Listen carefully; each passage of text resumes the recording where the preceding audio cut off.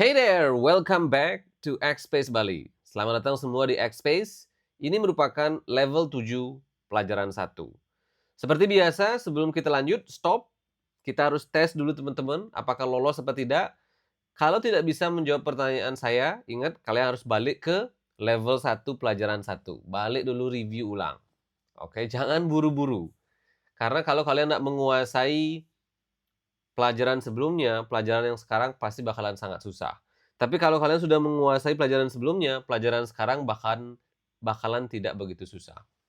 Oke, jadi jawab pertanyaan saya. Gimana caranya menambah not pada will be?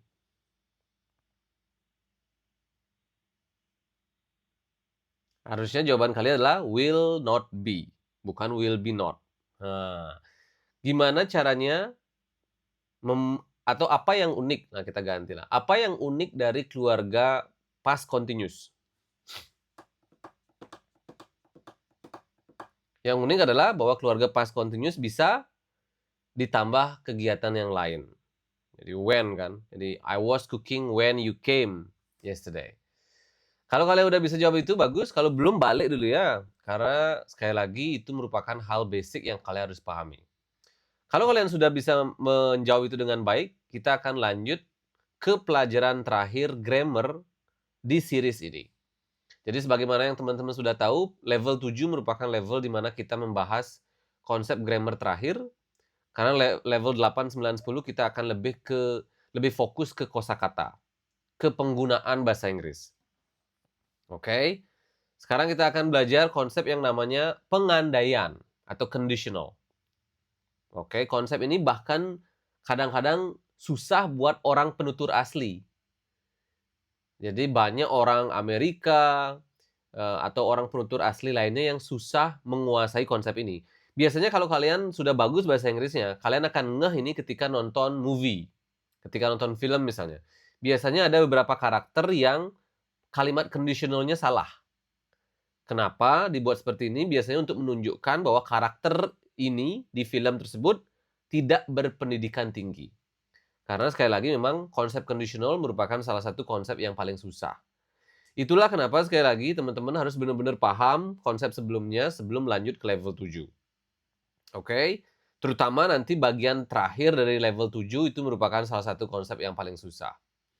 Oke, jadi kita akan bahas keluarga conditional hari ini.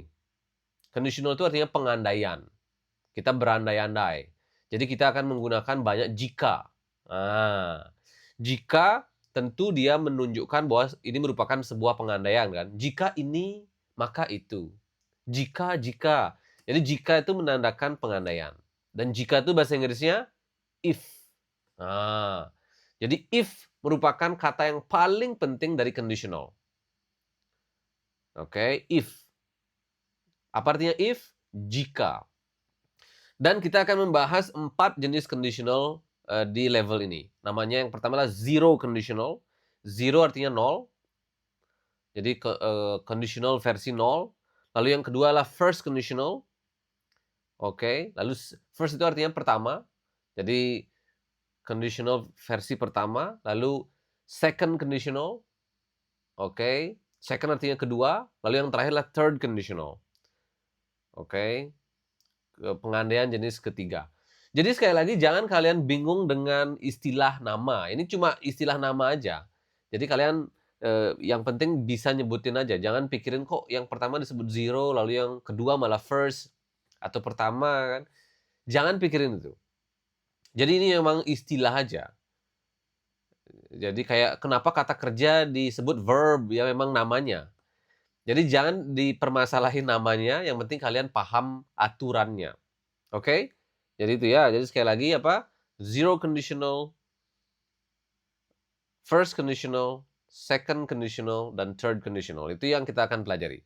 Tapi sekali lagi, ini hal susah, bahkan buat bule kan, apalagi buat kita. Jadi benar-benar harus serius, dan benar-benar harus sudah menguasai pelajaran sebelumnya. Kalau belum, dan kalian masih di sini, balik. Oke, jadi sekarang kita akan belajar zero conditional, yang mana keduanya menggunakan present. Jadi ini merupakan pengandaian atau conditional yang paling gampang dibandingkan pengandaian yang lain, yang first, second, dan third. Oke? Selalu ingat bahwa zero conditional ini menyangkut hal umum atau fakta. Sebagaimana yang kalian bisa lihat di depan. Oke, di layar, oke. Konsepnya adalah if tambah present, tambah present. Artinya apa? Present ini keluarga present. Bisa present verb, oke. Bisa present adjective, oke. Bisa present passive, bisa present apa aja. Oke. Dan di sini saya menggunakan istilah baru present simple. Ya kan? Sebelumnya saya menggunakan present tense, present verb. Jadi present simple ini artinya menyangkut semuanya. Jadi present simple itu bisa berarti present verb, bisa berarti present adjective, bisa berarti present passive. Oke, present verb kita pelajari di level 1 2, present adjective kita pelajari di level 3, present passive kita pelajari di level 4. Nah, semua present inilah yang disebut dengan present simple. Oke, jadi lagi-lagi saya nggak menggunakan banyak istilah di awal karena tidak ingin membingungkan kalian. Tapi karena sekarang kalian sudah level 7, kalian harus lebih berani dengan istilah. Jadi jangan takut dengan istilah. Oke, jadi sekali lagi, kalau pengandaian zero, kosong, itu konsepnya adalah if, jika, lalu diikuti oleh keluarga present, lalu koma, lalu present lagi. Contohnya adalah, if I eat rice, I am happy. If, jika, I eat rice, apa? Present verb, I am happy, present adjective. Artinya tentu sederhana, jika aku makan nasi, aku bahagia. Nah, di sana perlu koma kan, karena kita perlu jeda. Pas ngomong pun kita perlu jeda. Jika saya makan nasi, saya bahagia. Nah, itulah dia pengandaian. Stop dulu, pahami. Kalian paham nggak itu? Itulah namanya berandai-andai kan, pengandaian. Jika aku makan nasi, aku bahagia. Nah, itu. Dan keduanya dia merupakan waktu present. Karena ini sangat-sangat mungkin terjadi kan. Ini merupakan hal umum lah. Jika aku makan nasi, aku bahagia. Hal umum. Oke, jika aku makan nasi, aku bahagia. If I eat rice, I'm happy. Pahami formulanya. Ada if pertama, lalu diikuti oleh keluarga present simple, lalu diikuti oleh keluarga present simple lagi, oke? Kita kasih contoh lain biar semakin paham. If you drink water, you are not thirsty. Oke, inilah kenapa teman-teman harus benar-benar menguasai kalimat atau konsep sebelumnya, karena kita menggunakan campuran di sini. If you drink water itu apa? Present verb, you are not thirsty. Negative present adjective. If we watch TV, we are busy. If they go to school, they learn English. Oke, if they go to school, they learn English. Ini keduanya menggunakan present verb. Jadi sekali lagi kalian bisa campur apa aja, kalian bisa menggunakan present verb, present adjective, present passive, present apapun. Yang penting dia present simple, oke? If they go to school, they learn English. If he studies, he is smart. Ingat, karena dia menggunakan present verb, aturan present verb tetap berlaku ya. Kalau dia subjeknya he, she, it, ingat harus ditambah s pada kata kerja. If he studies, he is smart. If he sleeps early, she is not tired. Early itu artinya awal. Oke, jadi kalau dia tidur lebih awal, kayak jam 8, jam 9, dia nggak akan capek. Oke, jadi if she sleeps early, jika dia tidur awal, dia tidak capek. Itu pengandaiannya. Oke, jika dia belajar, dia pintar. Jika mereka pergi ke sekolah, mereka belajar bahasa Inggris. Jika kita nonton TV, kita sibuk. Oke. Jadi itu, pengandaian. Jenis pertama yang kita pelajari, zero conditional. Nah, ini belajar bercerita.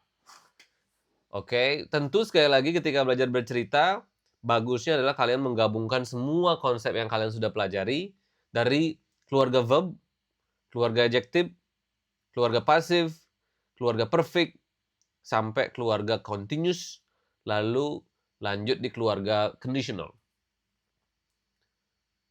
Oke, kita udah belajar 6 konsep sejauh ini. Jadi, kalau kalian bisa menggunakan 6 konsep itu dengan baik, kemampuan bahasa Inggris kalian sudah di atas rata-rata kebanyakan orang.